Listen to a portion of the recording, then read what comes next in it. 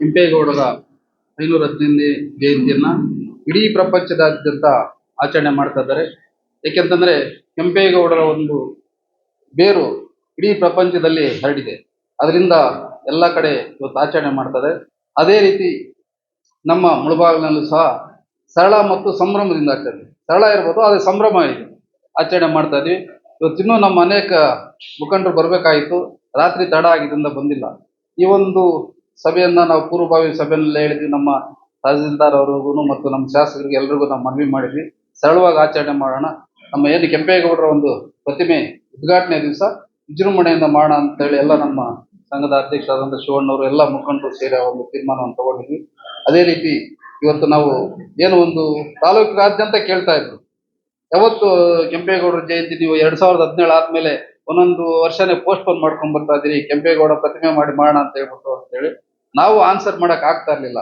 ಈಗೆಲ್ಲ ನಮ್ಮ ಸಂಘದ ಎಲ್ಲ ಪದಾಧಿಕಾರಿಗಳು ಮತ್ತು ಎಲ್ಲ ಕುಲಬಾಂಧವರ ಒಂದು ಸಹಕಾರದಿಂದ, ಬೇರೆಯವರ ಒಂದು ಸಹಕಾರದಿಂದ ಸಹ ರಾತ್ರಿ ಪ್ರತಿಷ್ಠಾಪನೆ ಆಗಿದೆ, ಕೆಂಪೇಗೌಡ ಪ್ರತಿಷ್ಠಾಪನೆ ಆಗಿದ್ದಾರೆ.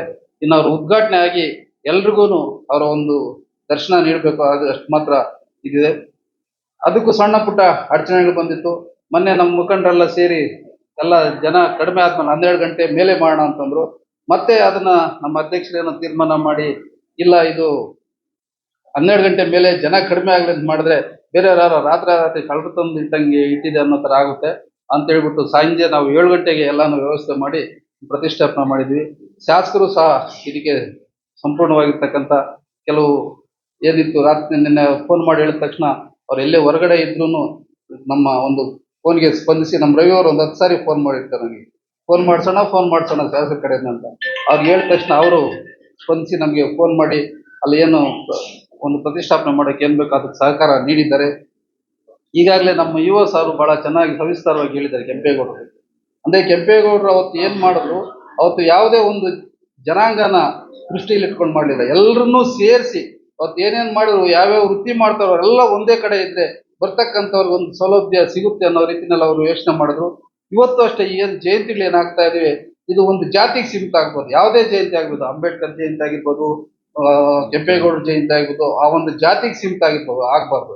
ಯಾಕಂದ್ರೆ ಇವ್ರು ಯಾರ್ಯಾರು ಒಂದು ನಮ್ಮ ಸೇವೆ ಮಾಡಿದ್ರೆ ಈ ದೇಶಕ್ಕೆ, ಅವ್ರ ಜಾತಿನ ದೃಷ್ಟಿಯಲ್ಲಿ ಇಟ್ಕೊಂಡು ಮಾಡಿಲ್ಲ, ಎಲ್ಲ ಸರ್ವ ಜನಾಂಗವನ್ನು ದೃಷ್ಟಿಯಲ್ಲಿ ಇಟ್ಕೊಂಡು ಒಂದು ಇವೆಲ್ಲ ಮಾಡಿರೋದ್ರಿಂದ ಎಲ್ಲರೂ ಸೇರಿ ಇದನ್ನ ಆಚರಣೆ ಮಾಡಬೇಕು.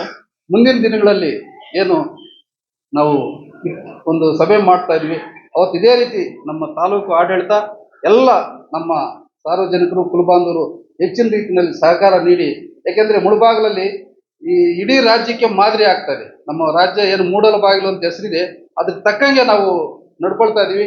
1994ರಲ್ಲಿ ಪ್ರಥಮ ಬಾರಿಗೆ ಇಡೀ ರಾಜ್ಯದಲ್ಲಿ ಬಾಲಗಂಗಾಧರನಾಥ ಸ್ವಾಮೀಜಿಯನ್ನು ಕರ್ಕೊಂಡ್ಬಂದು ಇಲ್ಲಿ ಒಂದು ಸಭೆ ಮಾಡಿದ ಮೇಲೆ ಬೇರೆ ಕಡೆ ಎಲ್ಲ ಇಡೀ ರಾಜ್ಯಕ್ಕೆ ಅವ್ರದ್ದು ಸಭೆಗಳು ಮಾಡಕ್ಕೆ ಪ್ರಾರಂಭ ಆಯಿತು. ಅದೇ ರೀತಿ ತಾಲೂಕು ಮಟ್ಟದಲ್ಲಿ ನಾವು ಒಂದು ಕೆಂಪೇಗೌಡ ಜಯಂತಿ ಅದ್ದೂರಿಯಾಗಿ ಇಡೀ ರಾಜ್ಯದಲ್ಲಿ ಎಲ್ಲ ಆಚರಣೆ ಆಗಿದೆ ಅಂತಂದ್ರೆ ಅದು 2017 ಮುಳಬಾಗಿಲಲ್ಲೇ. ಇವತ್ತು ಅದೇ ರೀತಿ ತಾಲೂಕು ಕೇಂದ್ರದಲ್ಲಿ ಕೆಂಪೇಗೌಡ ಒಂದು ಪ್ರತಿಮೆ ಇಡೀ ರಾಜ್ಯದಲ್ಲಿ ಇಷ್ಟು ದೊಡ್ಡದು ತಾಲೂಕು ಕೇಂದ್ರದಲ್ಲಿ ಎಲ್ಲೂ ಇಡೀ ರಾಜ್ಯದಲ್ಲಿಲ್ಲ. ಅದರಿಂದ ಇವತ್ತೇನು ನಾವು ಮೂಡಲ ಬಾಗಿಲು ಅಂತ ನಮ್ಮ ತಾಲೂಕು ಹೆಸರಿದೆ, ಅದರ ಹಿರಿಮೆನ ಅದೇ ರೀತಿ ನಾವು ಉಳಿಸ್ಕೊಂಡು ಹೋಗ್ಬೇಕು.